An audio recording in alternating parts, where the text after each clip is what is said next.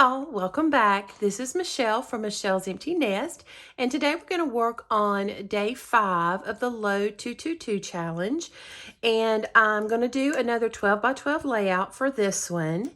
It was all about the Rachel hairstyle and how so many people really wanted that hairstyle, how it was very popular in the 90s. And so the story prompt tied in with something you've always wanted, and the technique prompt was about using a supply that you've wanted to use in your stash. So I'm not worrying about the technique prompt today, but I will kind of tie into the story prompt because I had always wanted, since I was a young girl, I've always said maybe since I was around 8 or 10, I had always wanted a Siamese cat. And so for my 50th birthday, my husband got me 2 Siamese kittens, and we drove from Georgia down to Florida, picked them up, and drove right back with them just kind of huddled on my lap and on my chest with me singing and humming to them for the whole ride. I think it was maybe about an 8-hour drive. And we just had the best time with them in the car coming back home and just getting to know them. So this was something that I had always wanted. So that's what I'm scrapping about. This was a photo that I took of them in their little sleeping booth. Actually, it belonged to their sister, our Yorkie, Ellie.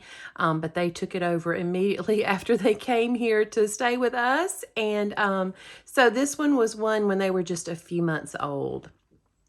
And one of the things that is allowed and maybe even encouraged in the Load Challenge is if you have had some classes where you've started the pages and never finished, to, maybe go back and finish up some of those to really get rid of those things that are just hanging out in your stash.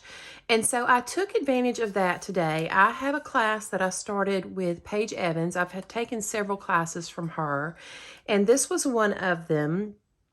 And I think the background page I actually ended up using from a Felicity Jane paper, because this was one I didn't get the exact kit that she had. I just pulled a lot of the same things from my stash that she was using. Sometimes I buy the kit, sometimes I don't.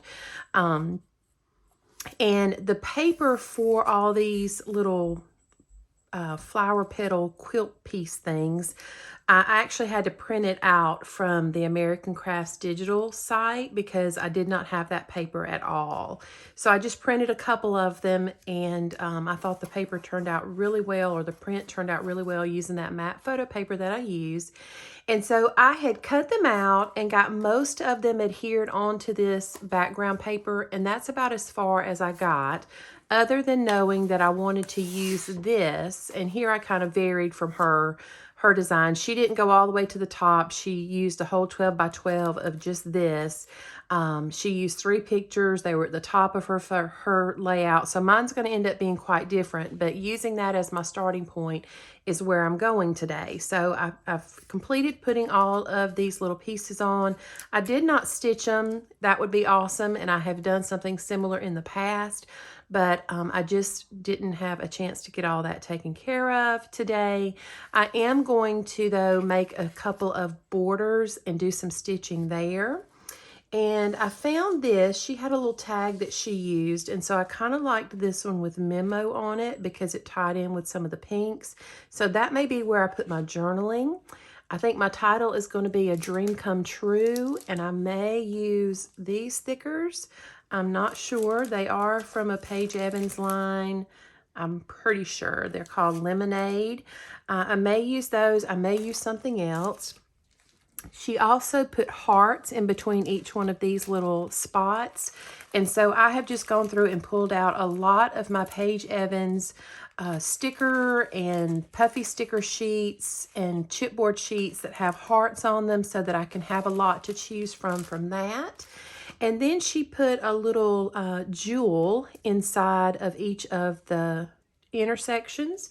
So I have pulled out my drawer of enamel dots, gems, and jewels, and it is overflowing, but I have jewels towards the bottom, maybe even just doing like a faux diamond looking jewel in each spot. I think she changed up the colors. I do have some pinks and purples and greens. I have all kind of stuff down in here, but so I'll make a decision about that.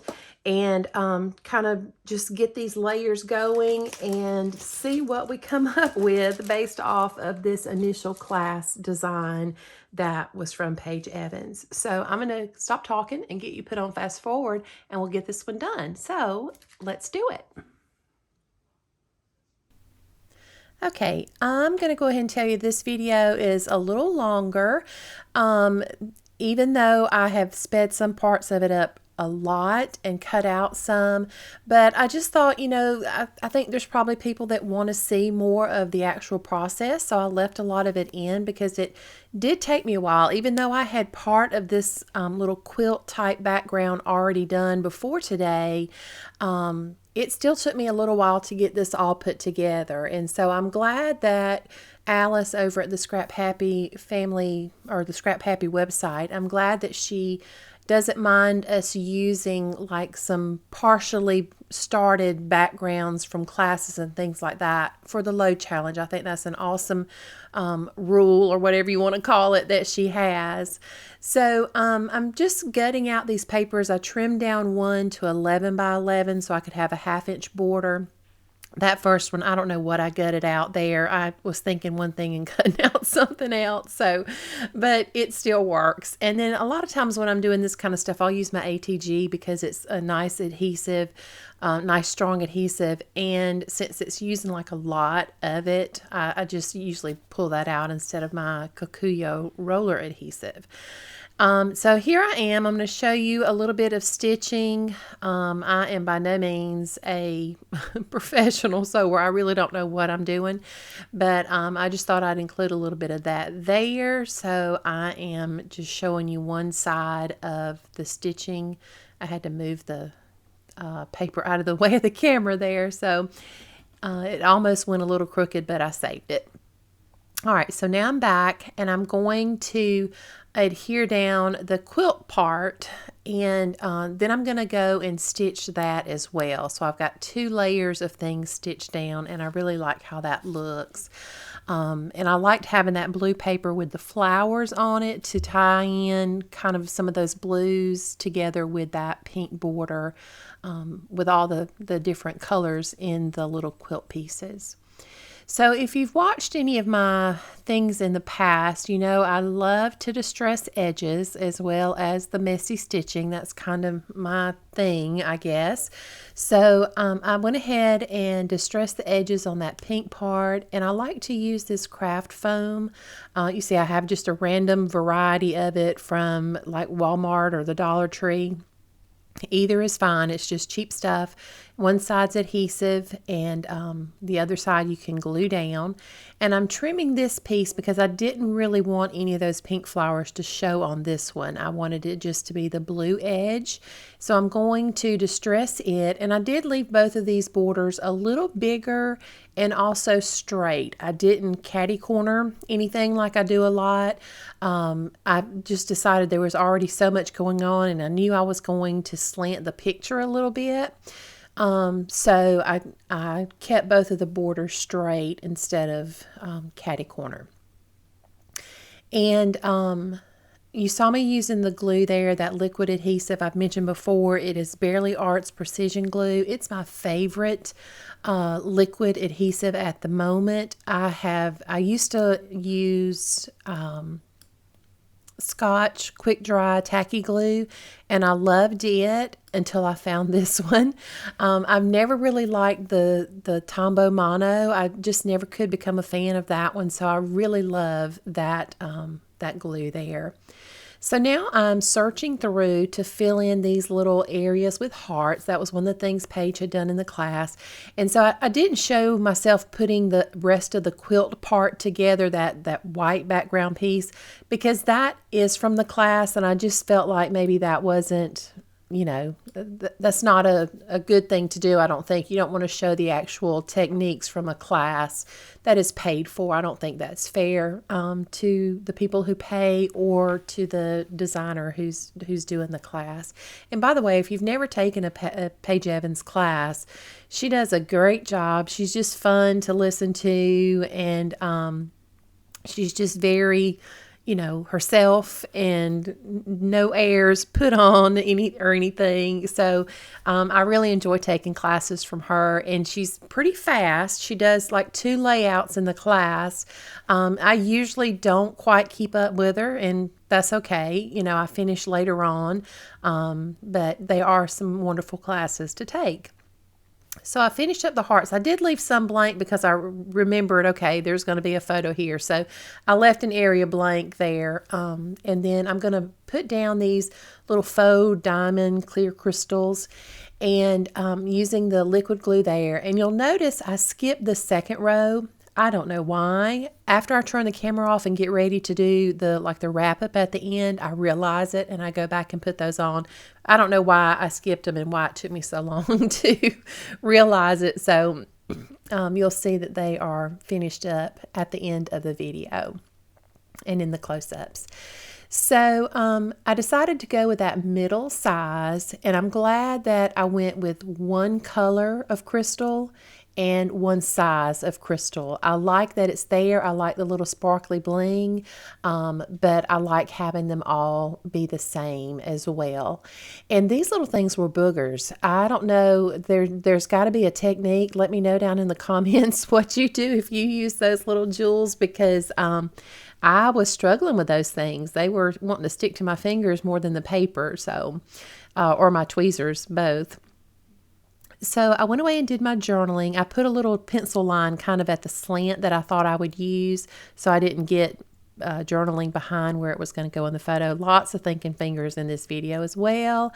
And I decided to just go ahead and then kind of lightly place these down to see how my title will look, if it'll fit, that kind of thing. I'm going to do them kind of at a bouncy back and forth, not up and down, but kind of slanted back and forth manner. And then I decide I'm going to look for some thickers to use for the rest of the title, because I want it to be a dream come true. And these, it's really hard to tell on camera, but they're a black foam thicker. And then the top is like a multicolored glitter. So they have black in them to tie in with some of the black that I wanted to tie in with my journaling and the dark faces on my cats. But at the same time, they're still light and bright, kind of to match up with all the rest of the color in the background. So I liked how that worked out when I get those in place here in just a minute. So I pop dotted, you saw I pop dotted in between the places where there was a valley. I'll put it that way. Maybe that's the easiest way. And then I always usually use liquid adhesive as well, just to give me a minute of wiggle room. So I'm going to get these put down with some foam as well, because I need to kind of balance out the height. And then I'm going to finish up the title and do my date stamp, and that will do it for today. So I will be back here to talk to you in just a second.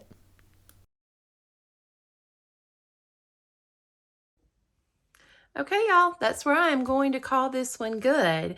It really veered off a lot from the class that Paige taught. As I mentioned earlier, hers was the full 12 by 12 of just this background part, the quilt look. Is this called like a double wedding ring or something, or similar to that? I think it probably has a name in the quilt pattern world. My mom and my grandmother used to quilt a lot. Well, the whole string of women in that side of my family did. So I've heard a lot of terminology in the past, but it's been a while. So I like the way it turned out. I love putting all the extra borders so that I can do my messy stitching on there. I'm glad I went with all the same size and color jewels in the middle. I think there's plenty going on otherwise to, not make it any busier than it was. Oh, and I will mention, as soon as I turn the camera off to then come back and do this kind of wrap up, I realized I had left these 3 jewels off. Some of you were probably saying, Michelle, you forgot those. So if you noticed, they're there now. I put them in. And then a dream come true. I like how that worked out. I kind of wanted to do the black title, when I wasn't really finding anything else in the right size or anything to tie in some of the black from, well, they're dark brown, but kind of comes off as black, and then the black in my journaling. But I like that I found these that had the color glitter on the top that ties in all the different colors without just being solid black. So happy with it overall. And that gets load day 5 taken care of. If you enjoyed this video, I would love a thumbs up down below, as well as a subscribe if you haven't already done so, because I would enjoy having you as part of my little YouTube family, and I appreciate you stopping by today. It means more to me than you will ever know, my friends. If you have any questions or comments, be sure to leave those in the comment section below. I'd love to have some dialogue with you down there. And I think that's it. There'll be some close-ups at the end, as well as over on Instagram, where I would love for you to follow me as well. And until I see you in the next video, take care of yourself, do something good for yourself, and I'll see you soon. Bye-bye.